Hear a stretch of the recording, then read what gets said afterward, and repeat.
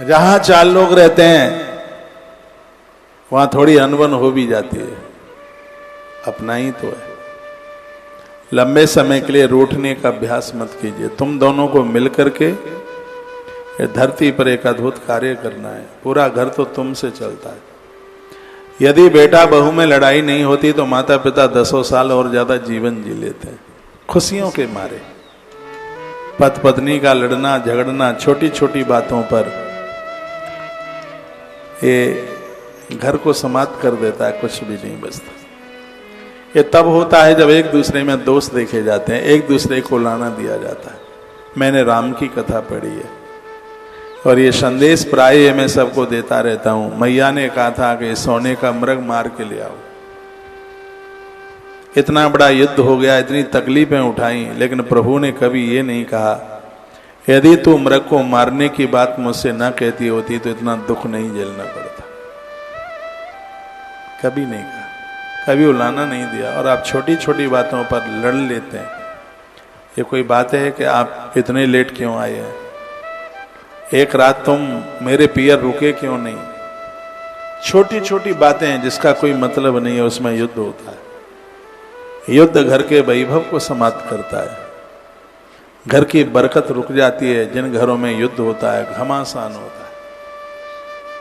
ये तो आज आपको लगता है कि पति से दूर रह करके हम जीवन जी लेंगे, ये कभी संभव नहीं है। ग्रंथ भरे पड़े हैं जो सुख पति से मिल सकता है, स्वयं माता जानकी ने कहा, वो दुनिया में कहीं से नहीं मिल सकता। पति से दूर होना ये तो पुण्यों में एक बहुत बड़ी कमी है। पुण्यों में कहीं कमी आ गई। धमकी नहीं दीजिएगा। हम भी कमा लेते हैं 50, 60, 70, 80 हजार, तो हम भी कमा लेते हैं। अरे पैसा तो पापा के पास बहुत था, आप कमाने के लिए बने ही नहीं है। आप तो धरती के निर्माण के लिए आपका आगमन हुआ है। कमाना तो मर्द का काम है, आपका काम थोड़े ही है। आप कमाते थोड़े ही हैं, आप तो बनाते हैं। दुनिया आपने बनाई है, सिर्फ घर ही नहीं पूरा जगत आपने बना दिया। आप तो वो हैं जो गणेश को भी पैदा करते हैं। आप वो हैं निर्गुण राम बन करके पैदा होता है, निर्गुण कृष्ण बन करके धरती पर आता है। आप तो भगवान परशुराम को प्रकट करती हो। आप कमाने वाली देवी नहीं हैं, आप तो पूरे जगत की पालनहार हैं। आप हैं तब तक ही सृष्टि पलती रहेगी, खाती पीती रहेगी। जिस समय एक मां बच्चे को जन्म देती है, उसके प्राणों की रक्षा करने वाला उसके छाती का दूध है। आपकी होड़ कौन कर सकता है? आपकी लाइन में कौन है? सब आपके पीछे हैं। जहां आप चलते हैं वहां तो लंगूर, जहां आप चलते हैं वहां तो हनुमान ध्वजा लेकर के बढ़ते हैं। जहां आप चलते हैं कितना करंट है बजरंगी का। दुनिया हनुमान जी को पूजती है, लेकिन हे देवी हनुमान तो तुम्हारे भी दरबार में घुटुअन घुटुअन खेलते हैं। आपसे बड़ा प्रभाव वर्चस्व आपसे बढ़ करके किसी का नहीं है। आप अपने आप को साधारण मत मानिए। आप देश की आन, धरती की शान हैं। आप ही इस धरती का वो फल है जिसको प्राप्त करके सब कुछ प्राप्त हो जाता है। एक बार जयकारा लगाइए, बोलो बांके बिहारी लाल की जय हो, श्री हनुमान जी महाराज की जय हो, जय जय श्री राधे श्याम। तो बच्चों के नाम संस्कार के बाद, जनेऊ संस्कार की बात मैंने आपके बीच में की है। हमारी ये कथाएं बच्चों को जरूर सुनाइए, इसका बड़ा असर होता है।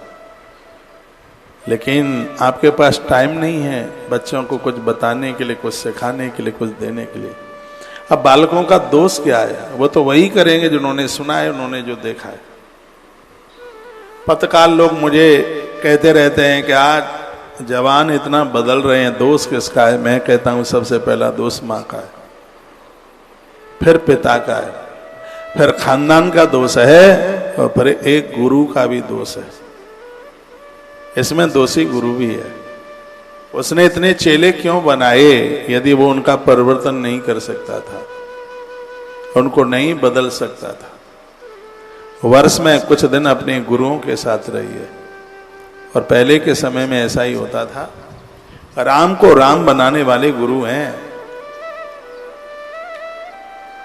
उस राम को भी गुरु विश्वामित्र की आवश्यकता पड़ी, वन में जाकर के तपे हैं।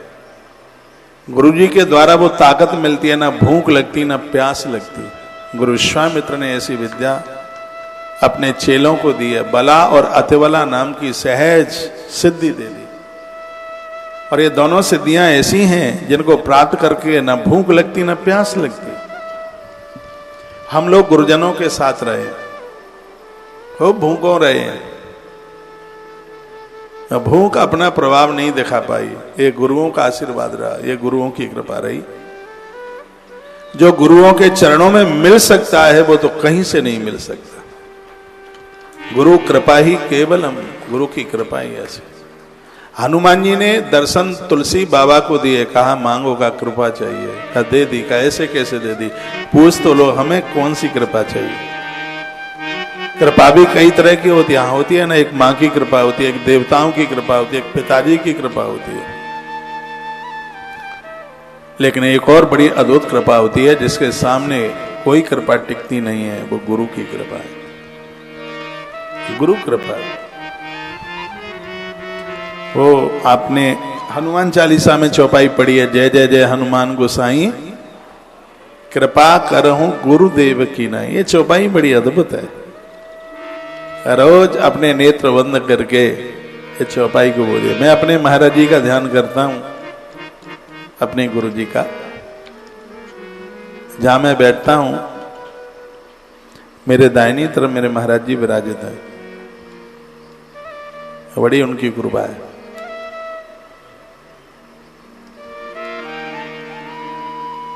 एक तरफ गौ माता बैठी है।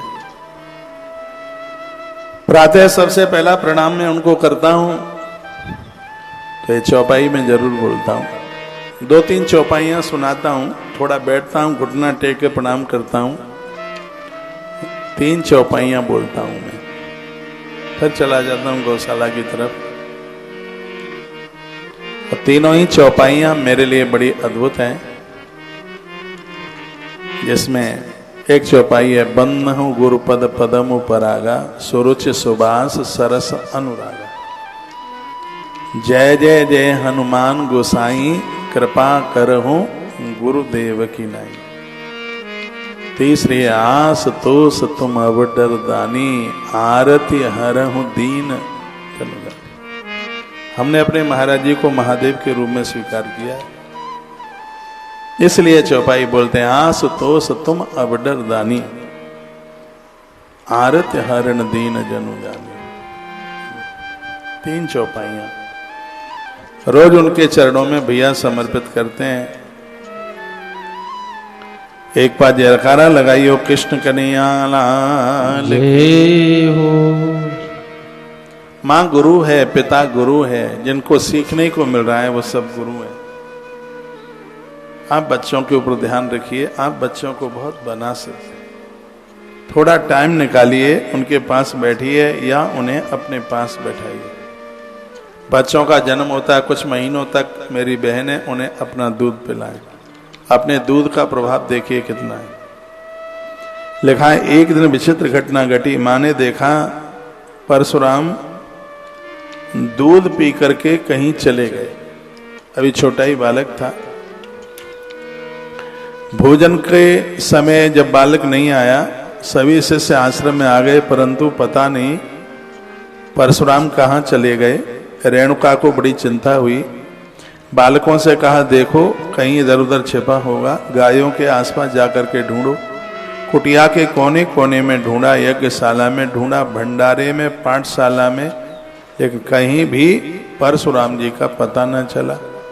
बालकों ने पूरा आश्रम छान मारा, परंतु परशुराम कहीं नहीं मिले। उधर से लोग जंगल में ढूंढ रहे थे, उनको बाघ की हल्की दबी आवाज सुनाई दी। उधर जाकर के देखा तो परशुराम एक बाघ को दबाए हुए उसके ऊपर लेटे हुए थे। बाघ के मुंह से रक्त की धारा बह रही थी और वह घायल पड़ा था। परशुराम पर बाघ ने आक्रमण किया था और परशुराम ने बाघ के मुंह में हाथ डालकर उसकी जिब्या को खींच करके बाहर डाल दिया। इतने बलशाली थे। आप बहुत देवी देवताओं को मानते हो, पूजते हो, पूजिए, लेकिन मेरी प्रार्थना है कि इस महापुरुष को प्रत्येक दिन अपने ध्यान में लेके आइए। समाज में एक बड़ा जहर घोला गया और ये कहा गया कि भगवान परशुराम तो क्षत्रियों के द्रोही थे। ऐसा बिल्कुल कहीं है नहीं, कहीं लिखा नहीं है। एक दूसरे को दूर करने के लिए ये सब